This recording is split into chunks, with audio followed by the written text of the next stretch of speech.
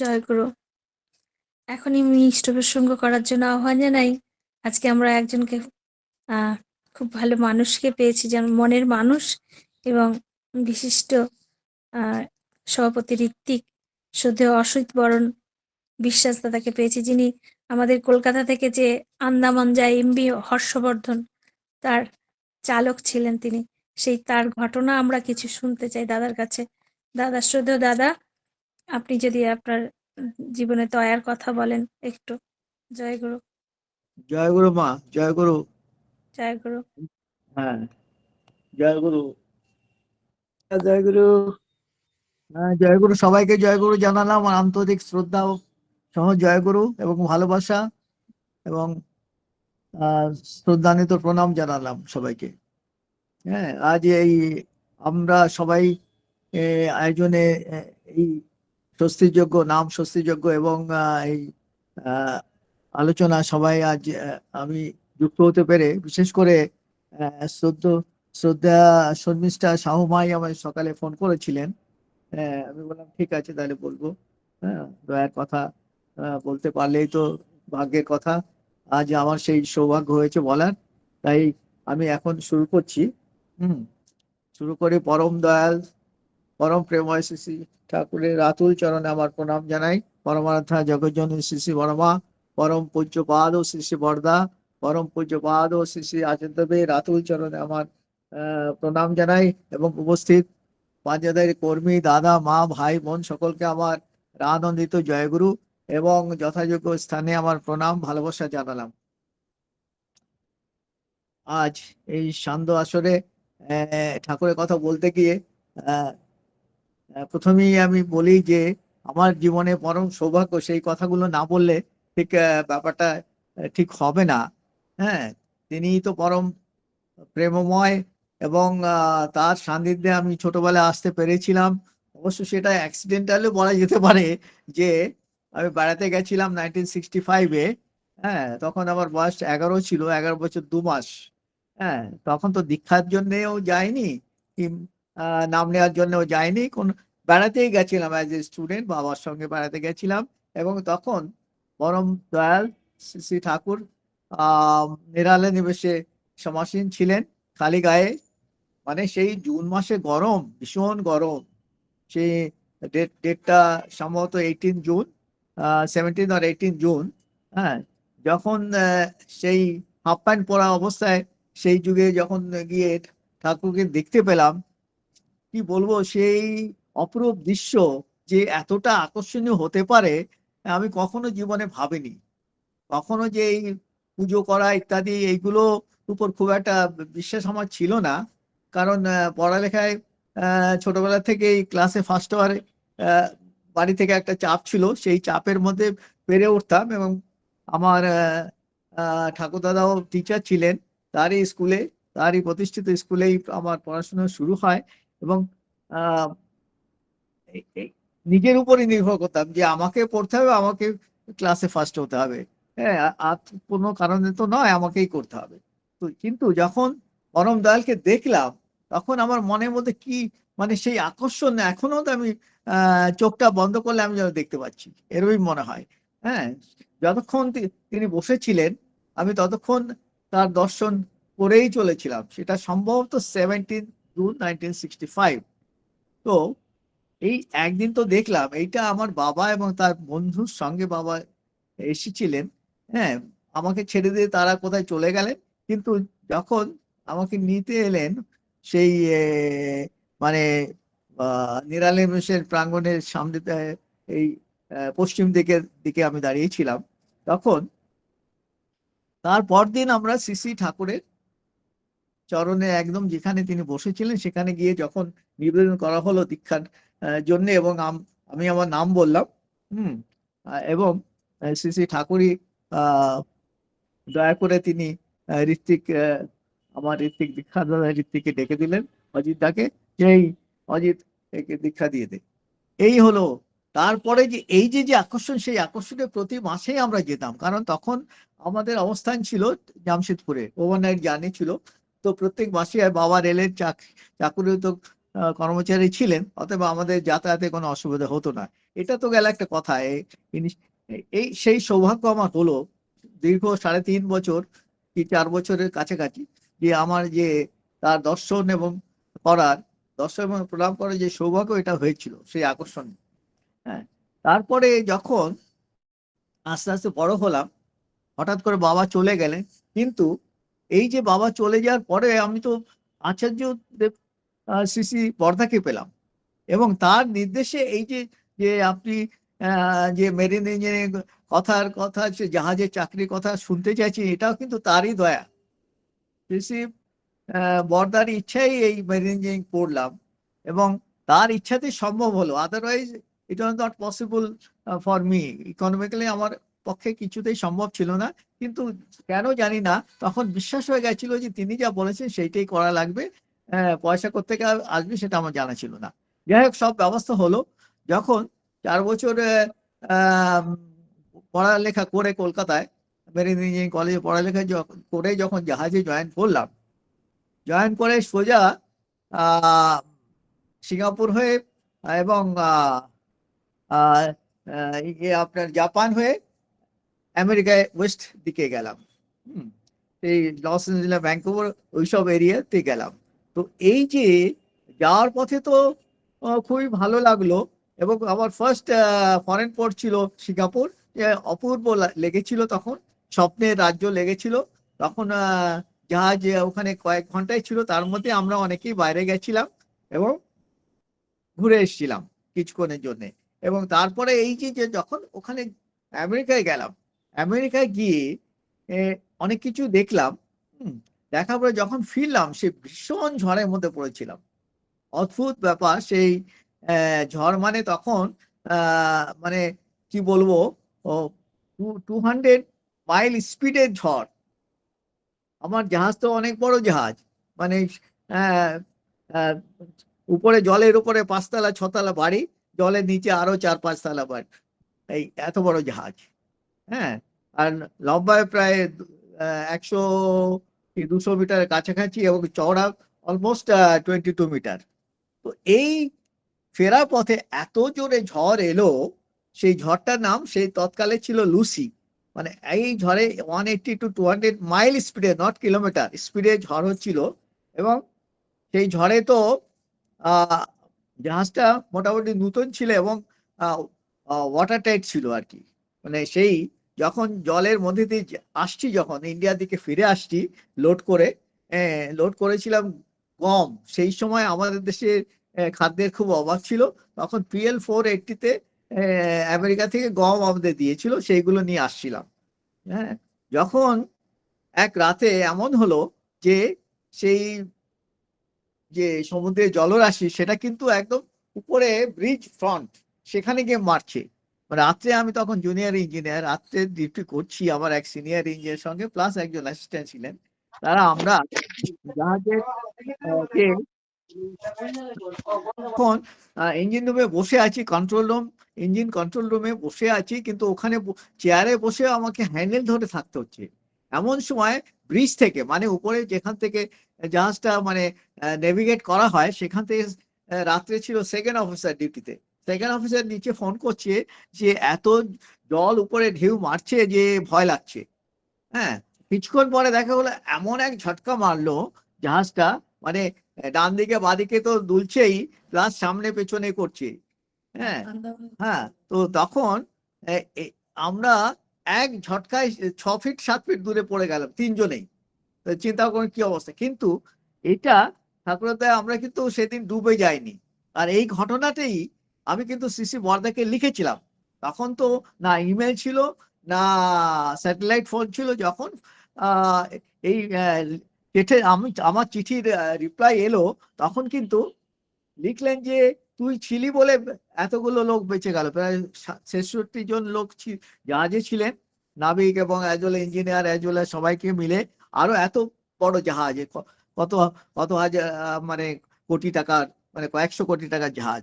তো যাই হোক, আমি ছিলাম তা নয়, কিন্তু এটা হচ্ছে শ্রী শ্রী ঠাকুরের এই যে যজন যাজন ইষ্টবিধি করলে কাটে মহাফেটে, এটাই আমি একটা দেখলাম মস্ত বড় মানে এক্সপিরিয়েন্স আমার হলো, যে এই মহাভীতি, যে বহুত ভীতি, ঠাকুর বলেছে এটা বহুত ভীতি। এই মৃত্যু ভয় শুধু নয়, জীবনের মানে এরকম সন্ধিক্ষণে তিনি আমাদের কিন্তু বাঁচিয়ে দেন। অথচ সেই সময় আমার চারিদিকে জাহাজের, আমার আশেপাশে চারিদিকে অনেক জাহাজ ডুবে গেছিল, আমরা কিন্তু ডুবিনি। এটাই কিন্তু অদ্ভুত ব্যাপার। যাই হোক, এরপরে যখন এই যে আন্দামানের কথা যেটা বললেন, যে আমার এটা সৌভাগ্য হয়েছিল যে শ্রী শ্রী ঠাকুরের দর্শন তো হলোই, তার সঙ্গ যে 3.5 বছরের যে ফিজিক্যাল যে দর্শন ইত্যাদি এগুলো পাওয়ার সৌভাগ্য তো হলোই। তারপর শ্রী শ্রী বরদাকে দেখলাম, এবং তারও বিশেষ অন্তরঙ্গ ও মানে কি বলবো, খুব ক্লোজলি থাকার সৌভাগ্য হয়েছে। কারণ আমার গার্জেন বলতে তখন তিনিই ছিলেন, পিতা ছিলেন না। অতএব আমি যাই ইনকাম করতাম আমি মার হাতে তুলে দিতাম বাড়িতে। এবং যখনই আমি কলকাতায় ফিরতাম, তখন তো কলকাতায় থাকতাম, যখনই কলকাতায় ফিরতাম তখন কিন্তু আমি চলে যেতাম, নেক্সট ডেতেই চলে যেতাম দিয়ে ঘরে।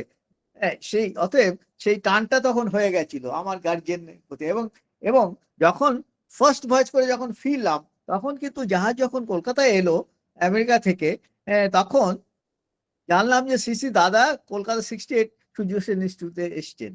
তো ছুটে গেলাম সেখানে। ছুটে যাওয়ার পরে তিনি এমন একটা কাজের মধ্যে ঢুকিয়ে দিলেন আমাকে এবং আমার আরেকজন গুরু ভাই, যে জাহাজে ক্যাপ্টেন হয়েছিল, আমারই ব্যাচমেট, যে চিদানন্দ পাল, ক্যাপ্টেন চিদানন্দ পাল। আমরা দুজনে এই মেদিনীপুরের লোক। যাই হোক, আহ, তিনি আমাদের একটা কাজের মধ্যে ঢুকিয়ে দিলেন। এবং শ্রী শ্রী বরদা এককালে বলেছিলেন যে যেদিন তুই চিফ ইঞ্জিনিয়ার হবি আর চিদানন্দ ক্যাপ্টেন হবে, একই জাহাজে যাবি। আমি মানে দাদার কথা বলেছিলেন, যে শ্রী শ্রী দাদার কথা বলে আমি আন্দামানে পাঠাবো। কিন্তু সেই ঘটনাটা যখন আমি চিফ ইঞ্জিনিয়ার হলাম, তখন ক্যাপ্টেন চিদানন্দ তখন ফরেন কোম্পানি জয়েন করেছে, তখন শ্রী শ্রী দাদা বললেন যে তুমি তুমি করতে পারো। যাই হোক, তখন এই হর্ষবর্ধন জাহাজটা আমি চ্যালেঞ্জ দিয়ে নিলাম কোম্পানি থেকে। তা দিতে চাইছিল না, বললাম না আমাকে দিতেই হবে। হ্যাঁ, চ্যালেঞ্জ করে তখন নেওয়ার পরে তারা আবার ছাড়তেই চায় না, যখন জাহাজের উন্নতি হলো আর কি, ইমপ্রুভমেন্ট হলো। যখন এই জাহাজে করে যখন যাই আন্দামান থেকে, মানে কলকাতা থেকে যখন আন্দামানের দিকে যাচ্ছি, হ্যাঁ, এটা ওয়েদার তো খুব ভালোই ছিল, ফেয়ার ওয়েদারে। তখন মনে হয় টিচার্স যে ইয়ে যায়, যাত্রীরা যায় টিচার্স, ওই সময়টা তখন ফুল জাহাজের 750 প্যাসেঞ্জার প্লাস 100-র উপরে আরো নাবিক এবং কর্মচারী ইত্যাদি ছিলেন। তো যখন আমরা কলকাতা থেকে যখন আমরা স্টার্ট করি, তখন কি হয়, ওই পাইলট যে নিয়ে যায় কলকাতা থেকে, হ্যাঁ, রিভারে করে, যে মানে কোথায় জল আছে কম কম বেশি এইসব যে দেখিয়ে নিয়ে যায়, সে আসতে দেরি করেছে, 1 ঘন্টা দেরি করেছেন আসতে। তখন কি হয়েছে, তিনি বললেন যে ফুল স্পিড চাই। হ্যাঁ, আর সকালবেলা কি হয়েছে, জাহাজটা আমরা গার্ডেনারিস থেকে রাত্রে তো পোর্ট থেকে বেরিয়ে এলাম, গাড়ি নিচে ওখানে অ্যাঙ্কার করা হলো, কারণ টাইড আসার পরে জল বাড়লে তখনই জাহাজ যেতে পারবে। যখন আমরা স্টার্ট করলাম সকালবেলায়, তখন আমি অলরেডি ঘুম থেকে উঠে গেছি, এবং মানে আমি ইঞ্জিন রুমে জাস্ট গেছি ওখানে। তখনও উপরে চা তৈরি হয় না, আমি বললাম যাই ইঞ্জিন রুমে যাই ঘুরতে, এমনি মনে হলো চলে গেলাম। গিয়ে তখন আমি নিজেই ম্যানুভারিং মানে নিজেই জাহাজটা তখন ওখান থেকে চালাতে শুরু করলাম, স্পিড বাড়ানো কমানো ইত্যাদি, হ্যাঁ, as per the requirement of the pilot. Pilot যখন বললো ম্যাক্সিমাম স্পিড চাই, জাহাজটা স্পিড ছিল 16.5 নটস। তো ম্যাক্সিমাম স্পিড যখন দেওয়া হলো, পাইলট কিন্তু এটা সামলাতে পারেনি। যখন হলদিয়ার কাছ দিয়ে আমরা কাছাকাছি যখন একটা অলমোস্ট রাইট অ্যাঙ্গেল ইসে টার্ন ছিল, সেই টার্নে যখন জাহাজটাকে ঘোরাতে যাবে, কারণ জাহাজ তো চলছে ম্যাক্সিমাম স্পিডে, তো পাইলট ঘুমাতে পারিনি। এবং ওটা গিয়ে সোজা একদম রিভারে যে তীরে তীরে যে মাঠের মধ্যে জাহাজে মাথা ঢুকে গেল, তো পাল বাঁচবো, সে আর বেরোয় না। এখন আমি নিজে ম্যানুভারিং করছি, আর হঠাৎ করে দেখি যে জাহাজটা চলছিল, হঠাৎ করে উপর থেকে দিল যে অ্যাস্টার্ন মুভমেন্ট, মানে তুমি পিছিয়ে চলে যাও, ফুল অ্যাস্টার্ন, মানে ফুল স্পিডে পিছিয়ে আসতে হবে। তো আমি জাহাজটাকে রিভার্স করে, ইঞ্জিনটাকে রিভার্স করে যখন পিছনে আসছি, বারবার ওরা এই করছি, কিন্তু কিছুই হচ্ছে না। তখন আমি আমার জুনিয়র ইঞ্জিনিয়ার, যে সেকেন্ড ইঞ্জিনিয়ার আমার সঙ্গে ছিল, আমি বলে দেখো কি ব্যাপার, উপরে গিয়ে একবার দেখে এসো। তো বলে যে জাহাজ তো আটকে গেছে। যাই হোক, জাহাজ যেতে পারলো না। কিন্তু এটাই আশ্চর্য যে যেখানে জাহাজের মাথাটা সেই মাটির মধ্যে ঢুকে গেছিল, তার পাশেই ছিল কিন্তু একটা জল, ওই গঙ্গা থেকে জল নিষ্কাশন করে জলের যে কি বলে ওটাকে, জলটা শহরে পাঠানো হয় হলদিয়াতে, সেইখানে সেই যে গঙ্গার মাঝখান থেকে অলমোস্ট সেখান থেকে জলটা নিয়ে যাচ্ছে, সেখানে যে স্ট্রাকচারটা ছিল তার থেকে মানে একদম কাছে, নট ইভেন 10-15 মিটার হবে, এতটা দূরে গিয়ে জাহাজের মাথা ঢুকে যদি ওই লোহার স্ট্রাকচারে লেগে যেত তাহলে কি হতো, কত লোক মারা যেত, জাহাজে জল ঢুকে যেত, কত কি হতে পারতো। কিন্তু এটাই আশ্চর্য যে এটা আমাদের কিছু হলো না। হ্যাঁ, যখন জাহাজটা তো আর ওখান থেকে বেরোলো না সকালে, যে মানে সকালে তখন আমরা আর ওটা 9টা নাগাদ আমরা বের করতে পারলাম না, 9টা-10টা বেজে গেছে। বিকালের টাইট যখন এলো তখন আর একটা টাকা না হলো পেছন দিকে টেনে বের করাবার জন্য, এবং ইঞ্জিন স্পিড দিয়ে তখন আস্তে আস্তে জাহাজটাকে বের করে নিয়ে তখন আবার আমরা আন্দামানের দিকে চললাম। এবং আন্দামানে গিয়ে চেক করা হলো কোনো ক্ষতি হয়েছে। প্রথমে তো জাহাজটা যে ওখান থেকে ছাড়ার কথা ছিল না, কিন্তু আমরা বললাম না, কোনো ড্যামেজ হয়নি, সমস্ত ট্যাঙ্ক এবং যেখানে জল যাওয়ার সম্ভাবনা সেগুলো চেক করে দেখা গেল যে সবই ঠিক আছে, কোথাও জল বাড়েনি, কোথাও কমেনি। অতএব জাহাজটা চললো। এবং যখন আমরা পোর্ট ব্লেয়ারে পৌঁছালাম তখন ওখানে সার্ভেয়াররা এলো এবং ওগুলো চেক করে দেখা, এবং সিসি ক্যামেরা দিয়ে, আন্ডার ওয়াটার ক্যামেরা দিয়ে দেখা হলো কোনো ড্যামেজ হয়েছে কিনা। যাই হোক, এটাই ঠাকুরের দয়া যে এত বড় একটা ঘটনার মধ্যে আমরা কিন্তু বেঁচে গেলাম। এরকম ঘটনা আমার জীবনে প্রচুর হয়েছে, এটা তো একটা ঘটনা। হ্যাঁ, এরকম হয়েছে। তাই আমরা, এটা একটা ব্যাপার হলো। এই তারপরে এখন বলতে চাই, এখন বর্তমান যুগে ঠাকুর কতগুলো কথা আমাদের বলে গেছেন, কিন্তু যে আমি যে কথাগুলো দেখুন, এটা বলেছিলেন শ্রী শ্রী ঠাকুর। এটা 1900 এটা হচ্ছে 1919 সালে ঘটনা। তখন ঠাকুর একটা কথা বলেছিলেন, এটা ছিল শুক্রবার দিন, 16ই শ্রাবণ, 1326 সাল, বাংলা সাল। ঠাকুর বলছেন, যেসব কথা আমি সহজভাবে বলছি তাই অনুসরণ করলে, এই আমাকে অনুসরণ করলে আমার মতোই অনুভূতি পাবে। এ কথা আমি জোর করে সার্টিফাই করতে পারি। যা সব বললাম, কেউ যদি নাম করে আর এইসব চিন্তা করে, এই ধ্যান করে, তবে তার সর্বার্থ সিদ্ধি হয়ে যায়। দেখুন কি সুন্দর কথা তিনি বলেছেন, যে এই এইটুকু কাজ যদি আমরা করতে পারি তাহলে কিন্তু আমরা পার পেয়ে যাব। আবার ঠাকুর আরেকটা জায়গায় আরেকটা কথা বলেছেন, এটা তারপরে প্রশ্ন করা হয়েছিল যে আমরা কেমন করে চলতে হবে। তখন ঠাকুর বলছেন যে এটা 23/1/1949 ঘটনা। দেখুন, আমাদের বাঁচবার, আমাদের ভালোভাবে থাকার এবং রাজাধিরাজ হয়ে থাকার যে তুকগুলো তিনি বলে গেছেন, যজন যাজন ইষ্টপতি স্বস্তি সদাচর আছেই, তারপরে যে আমাদের যে তার প্রতি নিষ্ঠা, ভালোবাসা এবং একানুরক্তি, এই তীব্রতা, এগুলো যে ক্রমাগত এগুলোতে চাই। হ্যাঁ, তিনি বলছেন, সকলকে আমি কই, মানুষ আপন, টাকা পয়সা যত পারিস মানুষ ধর, এই বুদ্ধি নিয়ে চলো। আর মানুষ ধরার মূল উদ্দেশ্য হবে ইষ্ট স্বার্থ পূরণ। এই যদি করে চলতে পারো, তোমরা প্রত্যেকে রাজাধিরাজ। তোমাদের মধুসূদনের হাড়ি শূন্য হতে না হতেই পূর্ণ হয়ে উঠবে। This is the divine economics of পরমপিতা। Rejoice, resort, resound and perennially resourceful. তার মানে এই পরমপিতার স্বর্গীয় অর্থনীতি। আনন্দ করো, এই নীতি নিজ জীবনে প্রয়োগ করো। এই কথা বারবার তিনি কিন্তু বলেছেন। আমি যা, আমার কথা গেলে তোমার জন্য চিন্তার এবং বলার খোরাক মতন না হয়। হ্যাঁ, এটা আমাদের বাস্তব জীবনে প্রয়োগ করতে বলেছেন। হ্যাঁ, আর চতুর্দিকে ঘোষণা করো এবং নিরন্তর ঐশ্বর্যশালী হয়ে চলো। কত বড় আশীর্বাদ তিনি দিয়েছেন। আর এই কথাই আজ আমরা দেখতে পাচ্ছি, পরম পূজ্যপাদ শ্রী শ্রী আচার্যদেব আমাদের এই কথাই বলছেন। এই গত ঋত্বিক কনফারেন্সে এই যে ঘুরে এলাম 31 আর 1 জানুয়ারি 2026-এ শ্রী শ্রী আচার্যদেব যে কথাগুলো বললেন, যে আমাদের শুধু ঠাকুরকে বললে, কেউ হয়তো ইষ্টপতি ছেড়ে দিয়েছে, আমি বললাম ইষ্টপতি করো, যজন যান ইষ্টপতি করলে কাতে মহাবিতি, এই করলেই হয়ে যাবে, নাম করো, সবকিছু হয়ে যাবে। এই সব করলে হবে না। মানুষকে তাদের বাস্তব সলিউশনটা দিতে হবে। তার মানে তাদের কারো চাকরি নেই, কারো ফ্যামিলি প্রবলেম আছে, কারো কারোর সঙ্গে ঝগড়া আছে, এইরকম কারো আম, স্বামী স্ত্রীর মধ্যে সম্পর্ক ঠিক নেই, এই যে যতগুলো কারো বাচ্চা নিয়ে প্রবলেম, এই প্রবলেম গুলো আমরা যখন বাড়িতে বাড়িতে যাব, এই প্রবলেম গুলো আমরা যেন সলিউশন দিতে পারি। কিন্তু এই সলিউশন দিতে হলে আমাকে তো আগে হয়ে উঠতে হবে। সেই হয়ে ওঠার জন্যে ঠাকুর যেমন যেমন করে চলতে বলেছেন, তেমন তেমন করে আমাকে চলতে হবে। যজন যাজন ইষ্টভীতি স্বস্তি সদা তো করতেই হবে।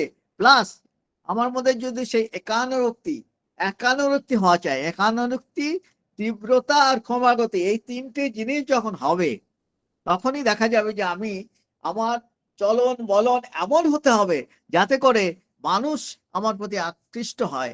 আমার প্রতি আকৃষ্ট হলেই তো না ঠাকুরের কথা শুনবেন।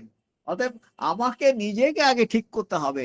নিজেকে আগে ঠিক করার জন্যই কিন্তু এই নাম ধ্যান করা দরকার। আমি যদি কাউকে বলি নাম করলে সব হবে, সে কি করবে? তিনি বা তারা কেউ করবেন না। তাদের আগে তার প্রবলেম গুলো কি করে সলভ হলো সেগুলো বলতে হবে। তাই তো এই ডিপি ওয়ার্কের মাধ্যমে শ্রী শ্রী আচার্যদেব যেটা আজ বলছেন, ডিপি ওয়ার্কের মাধ্যমে আমরা নিজেরাও শিখি এবং আমরা মানুষের সংস্পর্শে আসতে পারি। তাই তিনি বিশেষ করে আমাদের বললেন যে এই আগামী 3 মাস, হ্যাঁ এখন তো ওয়েদার খুবই ভালো, এই সময় যেন আমাদের বম্বে ডিপি ওয়ার্ক অতটা ভালো হচ্ছে না, সেই কথাই আমাদের বললেন। বিশেষ করে আমরা প্রায় উৎসব করে এখানে আমাদের যে উৎসব হয়েছিল, অল মহারাষ্ট্র উৎসব হয়েছিল 21শে ডিসেম্বর বম্বেতে, সেইটার পরে আমরা সবাই গিয়ে প্রায় 20-25 জন আমরা গিয়ে আচার্যদেব কাছে আমরা যখন নিবেদন করলাম উৎসব ভালো হয়েছে এবং অ্যালবাম নিয়ে দেখালাম, তখন এই কথাগুলো তিনি আমাদের একটা স্পেশাল টাইম দিয়ে তিনি অনেক কথাই বললেন যে এই 3 মাস আমরা যেন লোকে বাড়ি বাড়ি যায় এবং তাদের যারা ইষ্টবিধি ছেড়ে দিয়েছে, কেন ছেড়ে দিয়েছে, হ্যাঁ শুধু বললে তো হবে না ইষ্টবিধি করুন, তাদের প্রবলেম গুলো সলভ করতে হবে। এবং সেই কি করে তাদের প্রবলেম গুলো সলভ করব সেগুলো দেখতে হবে, কি করে করা যায়, তাকে যা সহযোগিতা।